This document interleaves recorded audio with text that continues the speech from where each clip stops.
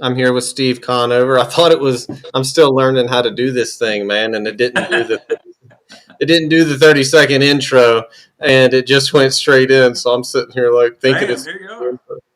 yeah. So cool. Now I need to pull up my Facebook here on my phone because I can't get the Facebook comments to come into the chat for some reason. Huh. Oh, never mind. Now they are. I guess you just got to pay for the subscription. So that's cool. All right, I can turn my phone off now. So I'm here with Steve Conover, guys. If y'all, I'm sure most of y'all do know who he is, but if you don't, go check his YouTube channel out, the Aramaic Gospel. Are y'all still doing the Gospel Rangers too? Yeah, there's if that's in a little like a state of transition. I think we're going to change the Gospel Rangers Facebook and YouTube channel to Gnostic Rangers, uh, which Oh wow! is well, it's kind of the direction we're all going. All of us who have come through the baby pool of Christianity Right. into the deep end uh, will understand that transition. That's right. Yeah. And then, do you do work too with Jim Hobbs on the keto thing? The keto, I mean. Well, he and I have both been doing keto, low carb for a long time. Uh, I kind of got off of it a little here during COVID with all the kids being home, but I was just talking to him this morning about that. But I'm probably getting ready to switch to basically a carnivore diet with some leafy greens like spinach and broccoli and cruciferous stuff like cauliflower, broccoli, and spinach. But other than that, animal protein. But because that's what my body responds to. Actually, Carrie also is a low carb person for the same reasons. And shockingly, all humans are not the same in their physical avatar. Some What? need to eat different. Yeah. Awesome. So me and Steve talked a little bit the other day, and I really, just like I did with Simon, kind of want to mainly give the floor to Steve to talk about his journey of healing. And again, I know we're all different, so not everything that worked or works for me or Steve or anyone else might not necessarily be that path for everyone else. But my point is just giving out some pointers there and to allow others to know that like you're not alone if you're going through it. If you've been through it, it sucks. It can suck. it, it, well, yes.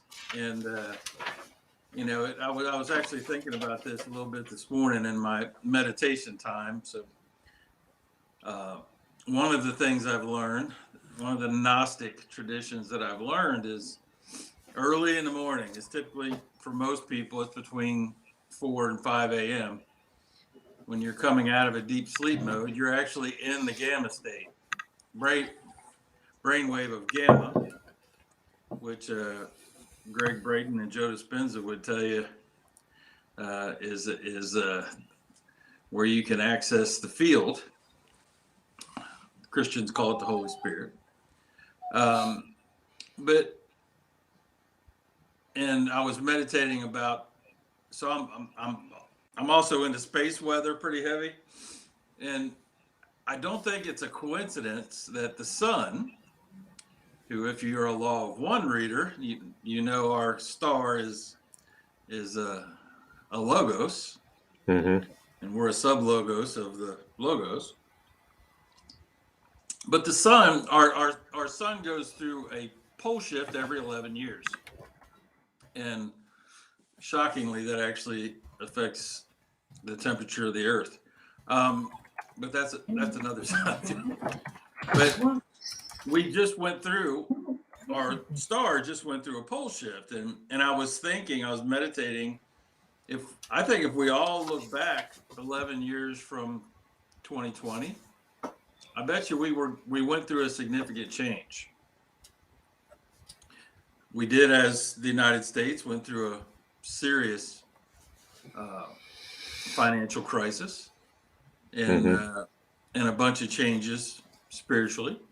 And if you back up 11 years from that, I think it's interesting how our star kind of uh, through its photon light that it gets from the central sun of the galaxy, kind of helps us along our way in our spiritual evolution. So in the thinking about feeling to heal, as I was meditating, I kept being brought back to A Course in Miracles. In the instructor's manual, there's a really cool chapter section about all psychological suffering, which is what we're trying to heal, right? All psychological suffering comes from resistance to what is. Wow. And even looking back on the seasons or cycles in your life, you know, as a religious person, we would call them seasons. You know, Christians even say that. I'm in this season or that season or whatever. Every season or every cycle that we go through, I now think, was part of the plan. Here's what I found. Yeah. And you know, whether you believe in soul contracts or whether you believe we kind of knew what we were coming here to do before we got here or not, the fact that we've all lived out is we've lived through the different seasons in our lives. And each one of those has one thing in common. The great struggle in that season didn't go away until we stopped resisting it. Whatever that struggle is. And I'll just give you an example. So as a child, I stuttered really, really bad. A lot of people find that hard to believe now because I can't shut up. But, and I missed a lot of school. I hated school. The teachers were jerks to me and called on me to read, even though they knew I stuttered. And, you know, it was just, school was not good for me. But in my senior year, I was up late on like a Friday or Saturday night, probably Friday night, watching I think it was the Nashville Network back in the early 80s actually had country music on it. I was watching this show that Ralph Emery hosted called Nashville Now, and he had on a guest. If you're old like me, you know who Mel Tillis is. A lot of you youngsters don't know who Mel Tillis is. But Mel Tillis is a country singer, songwriter, Hall of Fame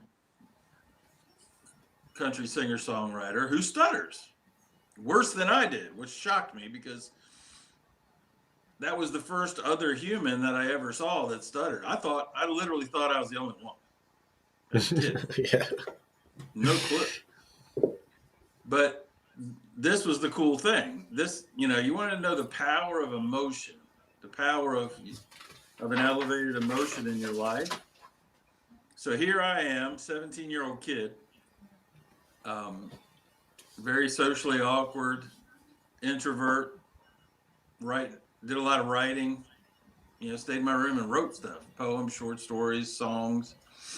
And I see this guy, and Ralph Emery asked him a question that changed my life. And Ralph said, Mel, how come if you're such a bad stutterer, why would you choose a profession that caused you to be on a stage in front of a microphone? Right. In front of people.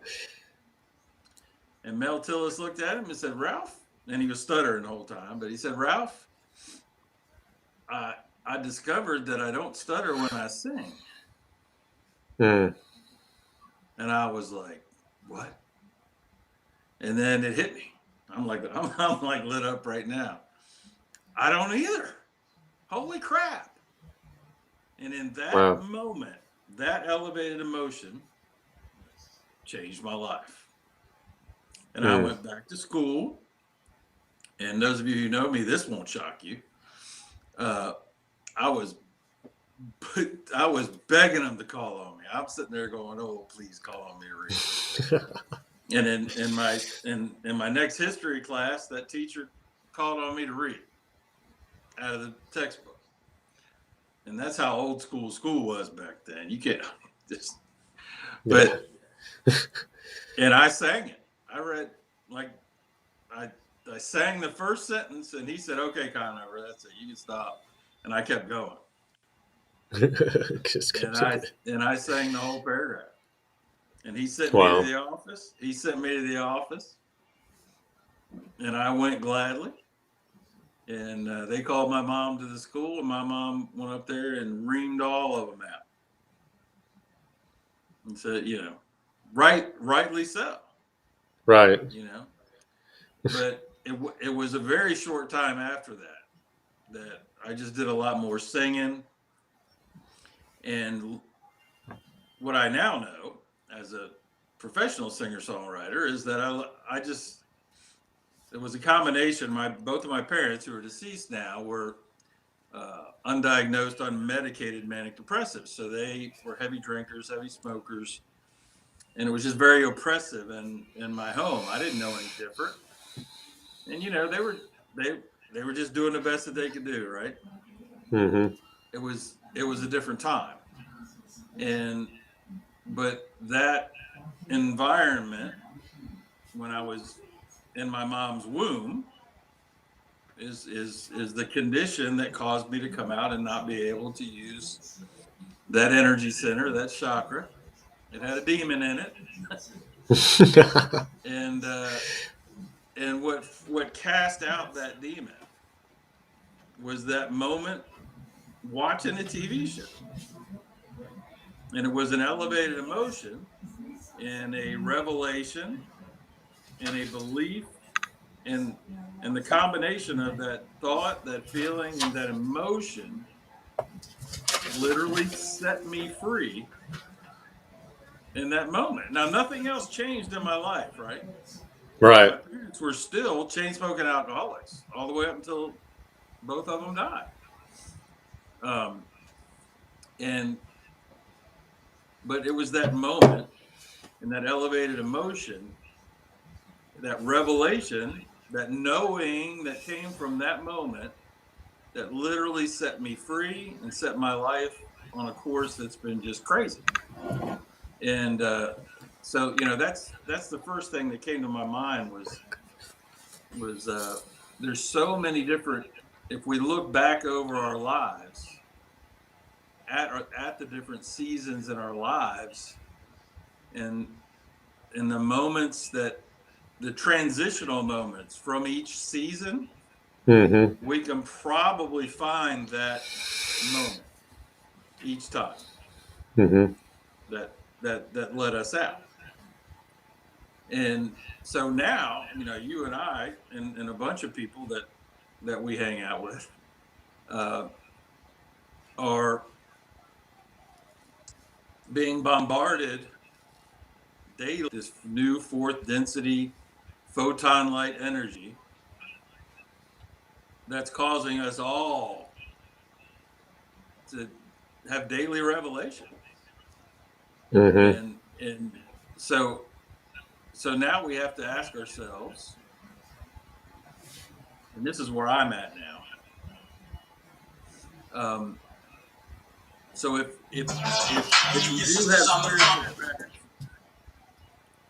you do have spiritual practices, if you are a seeker, you have received the revelation, turn inward, and you're doing so. And you've broken free of self, space, and time. I talk about this all the time. If you've been able to do that one time, just briefly, you've discovered the field. You've discovered the ultimate source of healing. And I'm not saying that the healing that happened to me, and this is why I brought up as a kid, that was a healing, and that was a very impactful healing. But the truth is, what got healed was the egoic version of me. And that's Yeah. okay, right? That's Hmm. okay because um, Carrie and I have been talking a lot about this lately, and that the ego's gotten a bad rap Yeah. from the spiritual community because without the ego, we can't have the experience of being a human. Without the ego, the experience of being a human doesn't exist. The ego Mm. is our five senses, our five physical senses. Uh, I think we're in the process of picking up a couple of spiritual senses that we're all getting a little uh, that I think were removed from us when all right. So when the feminine was that's all right. When the feminine was removed, as reported in the book of Genesis, so that we could have a third density experience, we lost a couple of feminine spiritual senses, Right. and we're getting those back now. And a lot of people are struggling with it. Hey, Lou, a lot of people are struggling with those. Whether or not we want to embrace the divine feminine right now or not, Mama doesn't care. You, Mama, you Mama know, doesn't care. that's good because I'll admit part of me wanting to do this series is for me to be vulnerable as well, and I'm having some difficulty with some. I'm trying to look at them as gifts that are coming online for me. Last night, about 12:30, 1 o'clock in the morning, I had some pretty bad anxiety. And I used to suffer from anxiety. It's terrible, man. I mean, I was on medications and doped up, or I couldn't do anything. This was after I came back from Iraq, and I've told this story many times, so I'm not getting into it. But within the past probably 6 months, and I would say even more so within the past 3 to 4 weeks, I've always had little glimpses of I am like the reality, the truth, not just saying or knowing intellectually Mm-hmm. I'm not a body. I am the energy within the body. I am what animates this body, but I'm not the body. I've had glimpses into that, but over the past 3 or 4 weeks, it has been intense. Like walking in public and I'm just seeing everyone's energetic bodies. And like, I feel this disconnection at times between my flesh and my inner man in biblical Mm-hmm. language. So last night I got just plunged into this experience, and the instant, the first thing I want to do is try to do something to not feel the anxiety, to not be anxious anymore, Yeah. because that shit sucks, dude. Anxiety Yeah. sucks. Yeah. Yeah. But so this is something really cool that I've learned lately is that so Aubrey Marcus just did a really cool documentary. I shared it with you and a whole bunch of other people, but the the the fourth density experience of love or unconditional love is simply just the ability to love what is. And that sounds simple, but it's It not. does. It requires compassion. It's literally the definition of loving God and loving your neighbor as yourself. It's the Mm, ability. It's the ability to experience what is without attachment or judgment, and specifically, not attachment to an outcome of any kind. mm. So here's why I say that. Depression is merely resistance or a toxic relationship with the masculine, divine masculine. Wow. Anxiety is resistance to or a toxic relationship with divine feminine. Wow. Mm-hmm. Wow.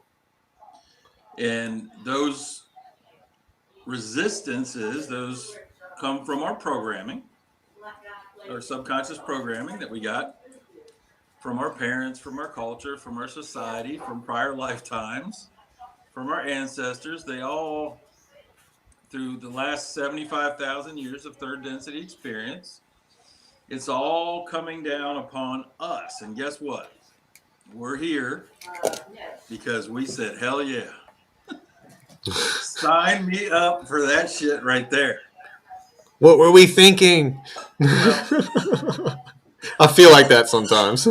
well, yeah, because but here's the cool part. So we are all living through in our own way.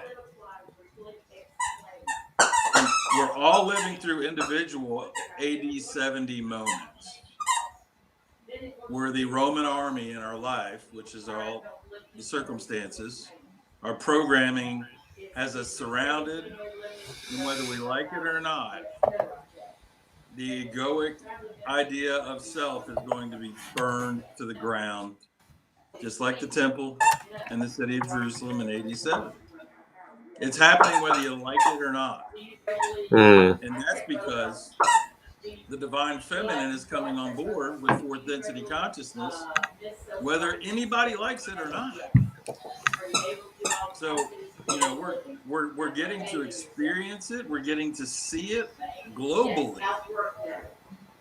If you think this pandemic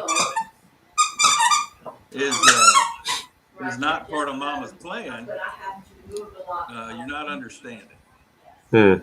that that there is, to go back to the law of one. Everyone who hasn't made the decision of service to self or service to others, and this isn't just a proclamation or a confessing of the name of Jesus or any religious act. No. This is literally you deciding your ultimate path in your evolution of consciousness. This was the purpose of third density. I've renamed third density as the shit or get off the pot density, because that was its only purpose. That's why Revelation said the time had to be cut shorter or nobody would make it. Right? Right. So, but it has come to an end. And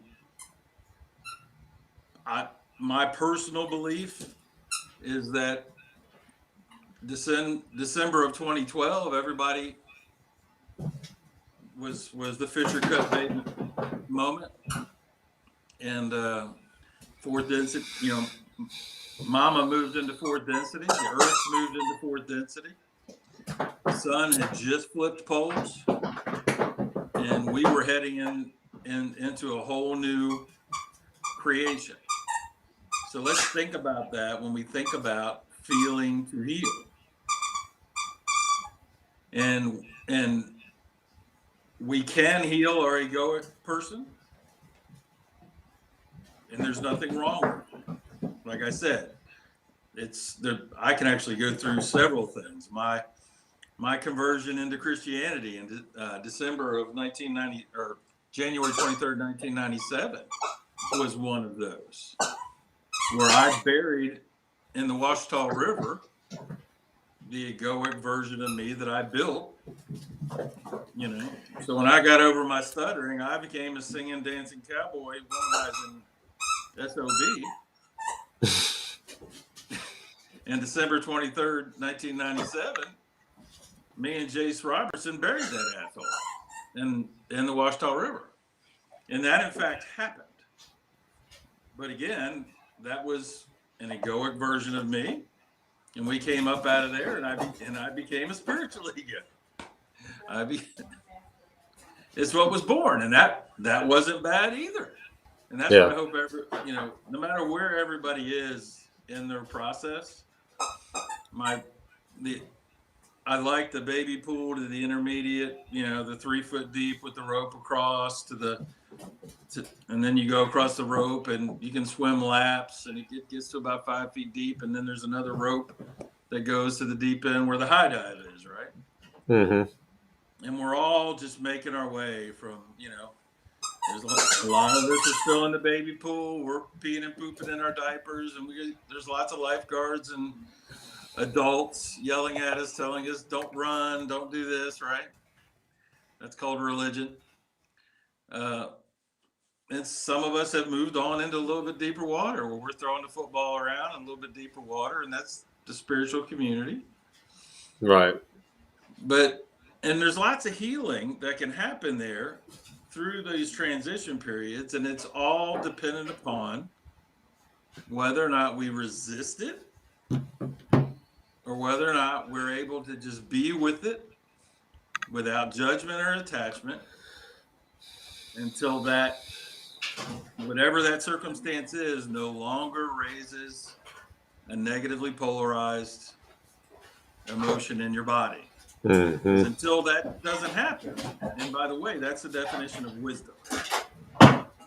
Because I can remember all the negative things, quote unquote, negative things in my life, but they don't bring a negative emotion in my body anymore.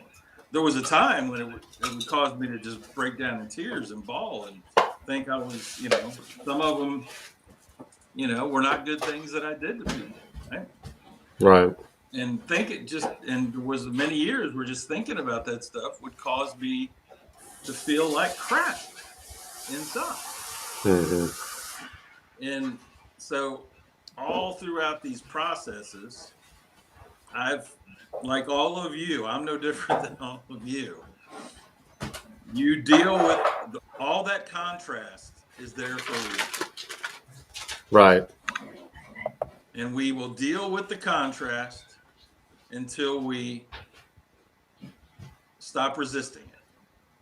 Mm-hmm. And the second we stop resisting it and just love what is, that negative energy leaves our body. It's literally the definition of casting out the 7 demons. That moment where one was cast out of the 5th chakra, the 5th energy center, that was lodged in there and causing me to stutter. On up through all the, I had relationship ones as a teenager and a young adult, and that's the heart chakra. And we all need to overcome demons in the first 3, because that's what third density is all about. Right. So when you say feel to heal, I think probably the most important thing that somebody can learn how to do is meditate and become aware of where in their bodies, specifically their Heikla body, their energy body, those things are. Stop resisting it, because your ego is going to tell you you're an idiot, you can't do this, you need to make dinner, you need to clean the house, you need to do all these things, is what the ego's going to tell you. Right. But if you don't have any tools to do this with, send me an email, send Brandon an email. I think the Muji video, calling you into the secret place, is the best place for anybody to start. Yeah, that one's a good one. Because if you do that, you will become aware wherever in your energy body the issues are, because it's just the way it works. You won't be able to break free of self, space, and time with those demons there. Yeah. And you'll become aware of them, and your first reaction is going to be to resist it. You won't want to think those thoughts that pop up. You won't want to feel those feelings that pop up. And the key is, again, compassion for yourself. Just Yeah. sit, just be with that. Stop resisting. Stop calling it bad. Stop. Um, Jesus would, Yeshua, whatever you want to call him, Ishu, would tell you, don't take the bait. When that thought, that feeling, that emotion comes up, don't grab onto it. In Greek, it's called, the word is scandalon, but it's literally a bait stick and a trap. And it's the expectation that you shouldn't have that feeling, or that shouldn't have happened to you. Whatever your expectation was about Right. that circumstance, your expectation is the problem. So the first thing you got to do is remove that timber from your eye, right? That's forgiveness. Mm. So in order to feel to heal, the first thing we have to do is remove the expectation that shouldn't have happened to us, Wow. and be in love with what is. Be in love with the contrast, because here's the deal. We're all here to experience it. It's like a fish doesn't know how important the water is to its life until somebody yanks it out of the water. Yeah. That's right. That's the contrast for the fish. And we're the same way. And until we're able to get outside of it, there's no possible way that we can love it and transmute it and just simply come to the point of it is what it is. Right. I mean, you can fake it all you want. Lots of people do that. Lots of people say, "Oh, I forgave that guy. I was a bigger person." No, you didn't. Right. You didn't. You just made a judgment. Your spiritual ego allowed you to be a better person than that person. But guess what? It's still there. And every time you think about that person, you still feel it. Yeah. So, I mean, you can lie all you want. That doesn't work. It's never worked. It's never going to work. Yeah, that's been a big indication for me on my process of healing and just on this journey is that if I can think about a person and something that they did in the past and it still brings up some sour feelings within me, then true forgiveness has not taken place. Well, no. And the thing you do is what Jesus told you to do: turn inward and find out why that's happening. Yeah. Find out why. Because here's the key thing about that teaching that he said. He started it out by saying it is impossible for offenses not to come. Mm-hmm. So why would we ever have an expectation that they won't, or they shouldn't come? Yeah. Especially if we're all following his teachings, right? Mm-hmm. If you're claiming to follow his teachings, and he said, guys, it's impossible that offenses won't come. But when they do, your job is to remove the timber from your eye first. And That's right. the reason to do that is so that you can clearly see. Now, we can all believe that clearly see means we all need a pair of glasses. Or we can look at it from the feminine teaching, which is what he brought. The reason why he was killed was he brought feminine teaching to a bunch of toxically masculine. And when I say masculine, I don't mean boy and girl. I mean toxically masculine Pharisees and Sadducees and scribes who completely removed the feminine, which is why he told them, That's you right. travel great distances to make a convert, and they're twice the prisoner they were before. Mm-hmm. So, yeah. So that scandalon, that bait stick, identifying how. So ask yourself this question: anytime you think of a person or a circumstance and a negative emotion arises, Ask yourself, how did I take the bait? Where's the bait stick? Because think about it. Something outside of you is causing pain inside of you. Guess whose problem it is? Dr. Michael Rice would tell you who's feeling the pain. Whoever's feeling the pain is the one with the problem. And I'm talking psychological pain, not somebody shooting you or hitting you with a bat. Right. yeah. I'm talking about if you think about another person or a circumstance and you feel some psychological suffering of any kind, you are the problem.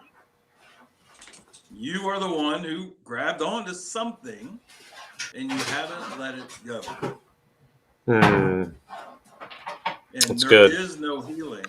There is no healing until you let it go. And you can't, there's no transmutation of the energy. There's no, and that's what love is. Loving what is loving your neighbor as yourself. Right. Yeah, I did a post late last night when I was on Facebook, and it was just like seeing that whole loving your neighbor as yourself thing. And I posted on Facebook that was like, wow, like if I want to be treated in a certain situation when something's happening to me, it doesn't matter I should treat her and love them in that same way, like if I can picture their situation and see them going through something, ask myself, how would I want to be treated in this situation? That's how I should treat them. Well, and that's the golden rule part of it. That's the purely masculine part. Right. It's a great time to talk about the masculine and the feminine. So the purely masculine part of that is the golden rule. Mm-hmm. I want to be someone else to treat me as how I would want to be treated. The feminine's part of that, which is a very important part of that, is, and the feminine, the word for neighbor means anything you put your attention upon, not just a person. Could be a tree or a dog that's sitting there by me. Doesn't matter. Because in the feminine, in the unseen realm, there's no separation, right? Right. So if you bring the feminine, it's not just treating others how you would like to be treated. It's seeing others as though they were your very own napsha in Aramaic, soul. Right. Wow. Seeing no separation. So that's why Jesus told the scribe, when the scribe asked him, teacher, how do I get my hands on eternal life? Shockingly, he didn't say anything about a cross or a confession or, if I'm not your Lord and Savior, you can't have eternal life. He didn't say anything like that. No. He said, what does your law say? Which is a whole Nemosa versus Oretha thing. That's subject for another day. But he said, what does your law say? The law of man. And the scribe said, love God with all your heart, mind, soul, and strength. Love your neighbor as yourself. And in the masculine, that's the golden rule. But Jesus said, what you have said is correct. Mm-hmm. Do this. Here comes the feminine. Do this as a state of consciousness. Do this as your rooted center, worshiping the unseen realm as reality, and you will experience Haya, eternal life. You will live. Wow. So Jesus brought the feminine. He said, "What's your masculine law say?" And then he brought the feminine in to join it. What it means in Galatians or Ephesians, when it says this is a mystery, but I'm talking about Christ and the church. That's right. By bringing the feminine in to the masculine. Mm-hmm. So, so people really struggle with the idea of forgiveness being something that starts with you. And here's where we should probably end. We got a whole bunch of kids just showed up, but Okay. But so this is if this is you, if you're feeling resistance upon forgiveness being all about you, then you know that you have a masculine idea of forgiveness, Wow. and that's not bad. I mean, it's not bad to let somebody off the hook. It really is. But it's really not forgiveness. It's the pure masculine, which can't survive. It can't stand on its own. Jesus said it's like building a house on sand. When storms come, because when that person's an asshole again, you're going to forget you forgave them, right? Mm. But when you bring the feminine in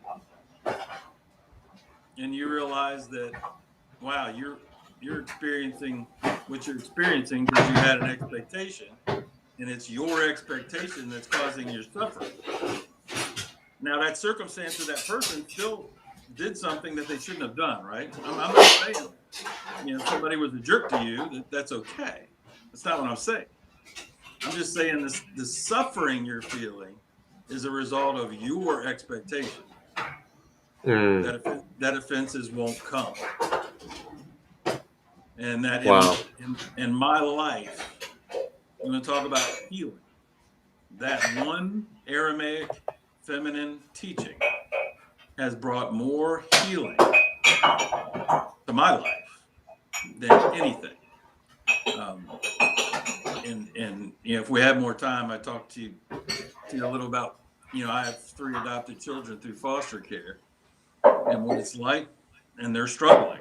And they have PTSD and they're pre-bipolar and all the stuff from multiple generations of their biological family. And what it's like to have people in your own home that are totally and completely stuck in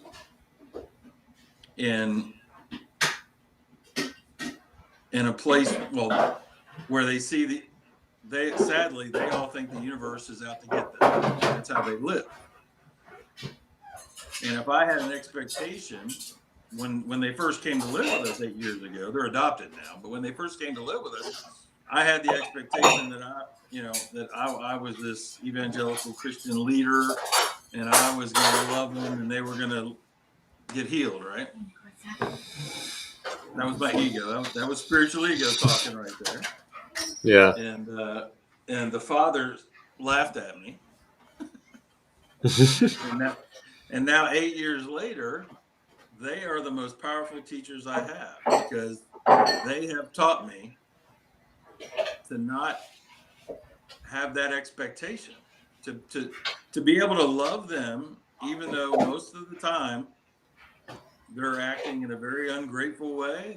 I get F-bombed in my own house, all kinds of stuff. They destroy stuff. They do all kinds of stuff. But without this revelation, without this knowing of the feminine side of forgiveness, I wouldn't be able to do it. And because of that, I can now let them teach me still every day where I have timbers that need to come out. And I think if we all did, if we were all able to go about our daily lives, and when a circumstance happened, if the first thing we did was saying, that's weird. Why am I feeling that? Why am I feeling that? If we all just started with that question, I think that, I can just tell you for my own sake that until I started doing that, I was just a spiritual ego walking around knowing a lot about Jesus. Wow. I know you got to go, Steve, with your kids. If you have a few minutes, the only question that was popped up in the chat, if you want to try to take a stab at it, sure. Sarah C says, what about when it's a constant, one psychological jab after another in a quote unquote joking manner? I've definitely gotten better at not letting them affect me, but there's still a breaking point. Well, yes. So and this is something that you may not be able to do, because if it's at work or your own family, this is hard. But so there is a teaching where at some point you just shake the dirt off your shoes and head down the road. Yeah. But if you're not able to do that in the circumstance, I would, because I can't kick my kids out of the house. Right. And I got it times 3. It's called a trauma bond, and I didn't know what a trauma bond was before they showed up, but I do now. And and it's part of my daily life.